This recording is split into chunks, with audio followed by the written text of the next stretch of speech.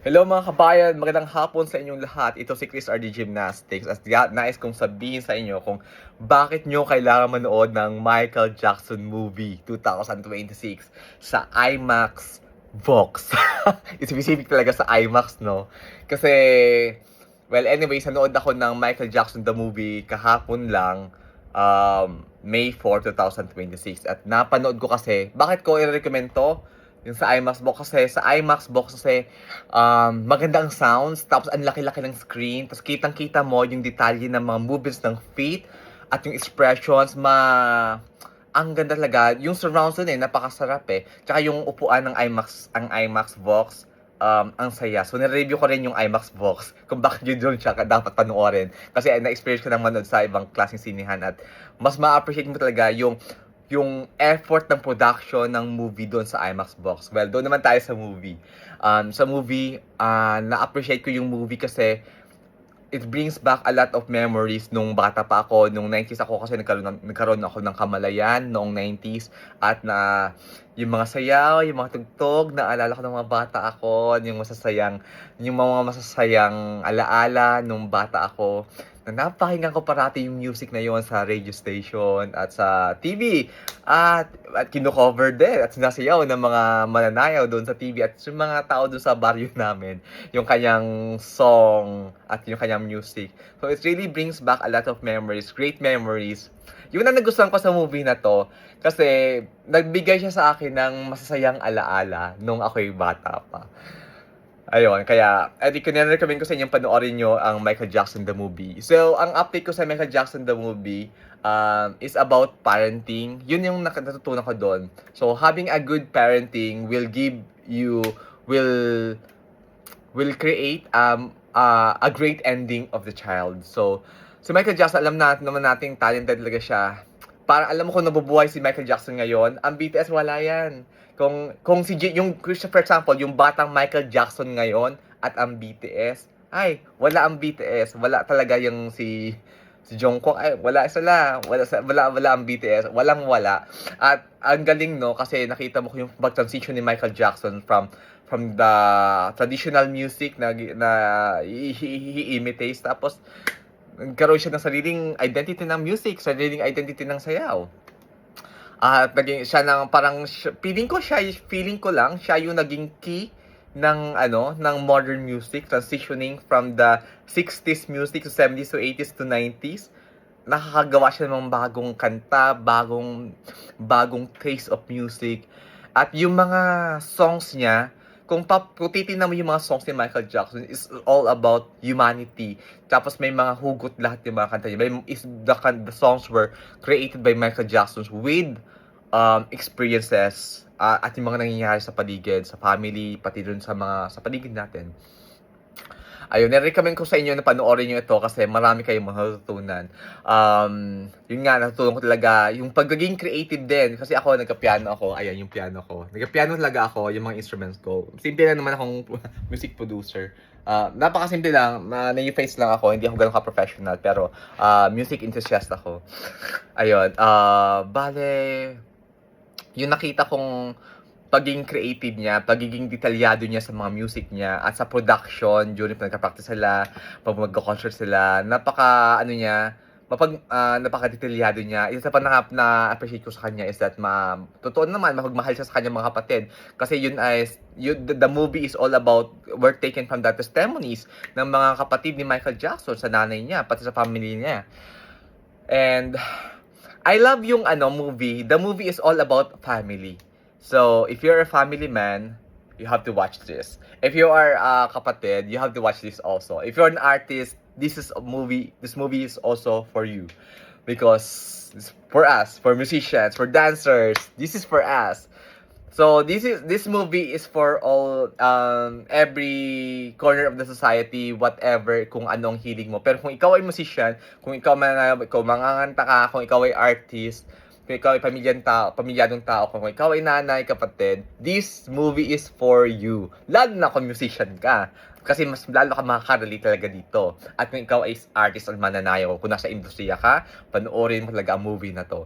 Pero inaano ko sa inyo na sa IMAX nyo talaga siya panoorin kasi maganda yung sa IMAX. Ang ma-appreciate nyo yung modern mixing ng sound. Hindi siya CGI, pati yung paligid nila, hindi CGI. Yun ay organic yung mga tao doon. Kung papanoorin nyo yung mga back interviews,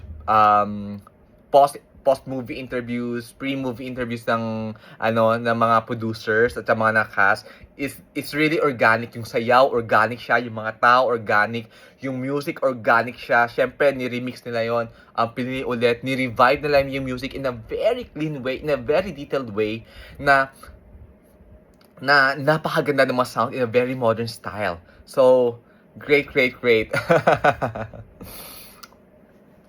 Yun lang. Talagang matutuwa kayo sa movie na to. So, yun lang. Ang sa akin lang talaga dito is that kung sana kung yung sa parenting part, kung naging mahinahon lang ang pagmamahal ng kanyang ama, ni Joseph Jackson, sa pamilya, sa kanyang mga anak, probably na hindi magiging ganun ang katapusan ni Michael Jackson. Probably na hindi magpaparetoke si Michael Jackson. Kasi ang dami niyang retoke talaga, di ba? Una nagparetoke siya. Bakit ang dami niyang retoke? Kasi intimidated siya.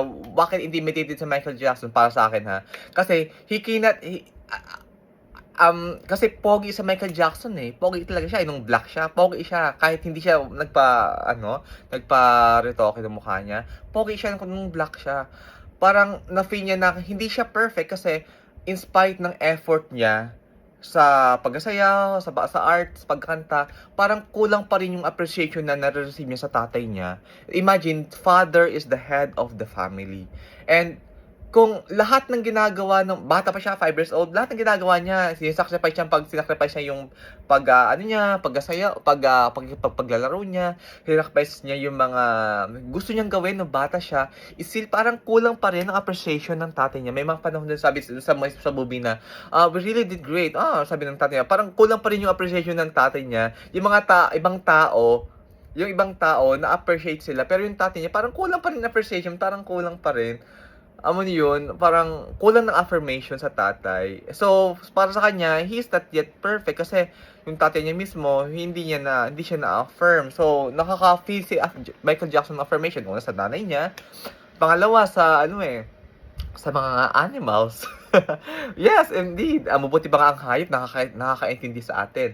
Samantalang yung mga dapat na taong nakakaintindi sa kanya at nagmamahal sa kanya, which is the head of the family, the father, is kulang pa rin. Buti pang animal, we really love you, we really understand you. Yung animal, pagbibigyan ka, gano'n, may aso ka. Alam mo yung mga dog lover dito. Yun yung nakita ko sa kanya eh. Kung sana in-appreciate siya ng tatay niya, hindi maging ganun ang ending ni Michael Jackson na alam naman natin kung anong naging ending ng buhay niya. Of course, may mga controversy si Michael Jackson nito uh, ng mga later part of his life, but still hindi ko sinisisi si Joseph, pero choice pa rin yun ni Michael Jackson, pero malaking bagay kasi yung formation ng bata. It will affect the choices ng bata sa paglaki niya, depende sa pagpapalaki ng tatay niya. Well, anyways, when it comes naman to the artistry side, ang ganda ng music, ang ganda ng mga sayaw, very detailed. At yung si Jafar, yung pagkanta niya, pagsayaw niya, Michael na Michael. Pero you can see na may Jafar, merong pa ring identity si Jafar doon. So, I hope na si Jafar Jackson will not only be an actor, but I hope Jafar Jackson will continue to pursue music in a Michael Jackson style. Kasi yung Michael Jackson music, sabihin natin, gusto kong lagyan to ng Michael Jackson genre. Parang magkaroon siya kasi meron ng pop ballad. Kasi yung music ni Michael Jackson is that's Michael Jackson tagline. That's Michael Jackson. Tatak Michael Jackson yun. Ang dahil ko sinabi, no? So, tatak Michael Jackson yun. So, dapat magkaroon ng Michael Jackson genre. At yun ay, si Jafar, yun ang dapat dalhin ni Jafar. Kasi, i-continue yung for me, classical music na to 1970, 1980s, hanggang ngayon kinakanta pa rin. So, that's already a classical music. pop classical. Yeah, we can say it's a pop classical na dapat i-continue siya na hindi mamatay yung pop classical, yung Michael Jackson genre. So, i-continue lang to. Tulad din na na Beethoven music yan na Schubert music, classical nung 1800s, 1700s, 1600s. Ganun din dapat yung music dapat ni Michael Jackson, ibuhay siya into a classical music. I-continue siya kasi ang ganda niya eh. Hindi dapat mamatay yung music ni Michael Jackson. And it really moves kasi yung mga lyrics din ni Michael Jackson sa mga music niya, may mga hugot, magaganda yung messages, yung heal the world, di ba? Tapos yung mga beatet, lalo yung beatet na kanta na yan, nagawa pa rin yung beatet dahil marami nag-aaway-away na mga Black Americans during those time. Tapos pinagbati niya yung mga Black Americans na mga gang na yon sa pamamagitan ng music at pinasayaw niya sa beatet. Ginawa niya pang mga artists. So, I love that beatet music kasi it talks about peace.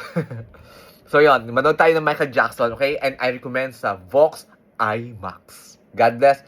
Subscribe, like, and share to this Chris RD Gymnastics channel. Thank you. Peace.